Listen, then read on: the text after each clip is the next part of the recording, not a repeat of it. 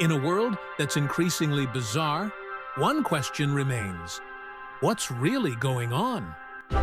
Join us on The Daily Absurd as we delve into the strange corners of reality, exploring the stories that make you scratch your head and say, is this real life? Ever heard of a meat shower? Sounds crazy, right? But it actually happened in Kentucky in 1876. It's a story that's been passed down, yeah, a real head-scratcher. Apparently meat just fell from the sky.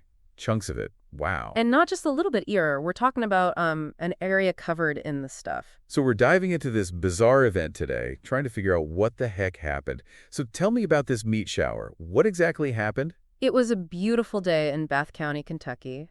Suddenly, meat started falling. A farmer's wife, Mrs. Crouch, witnessed it firsthand. Just like that? No clouds, no storms, just meat? Seriously? Exactly. She described it as lumps, some light as snowflakes, others up to 3 inches long. Wow.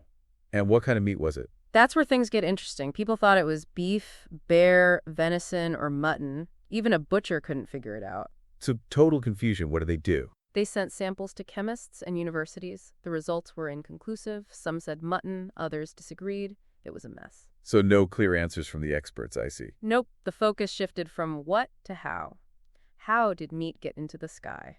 So what were some of the theories floating around? One scientist suggested a meat-eeyore shower, a belt of meat orbiting the sun. Another, a more morbid theory involving a fight with Bowie knives. Seriously, you're kidding, right? Seriously.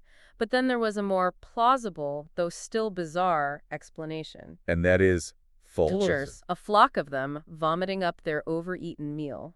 Wait, so a massive coordinated vulture barf session? That's something. Apparently, chemists and townspeople seem to agree that this was the most likely explanation. I guess that's one way to explain a meat shower. But still, it's wild. It's just so unbelievable. People actually ate this meat, right? Apparently, yes, which is even more mind-boggling. Can you believe it? The whole thing is just so strange. It's like something out of a cartoon.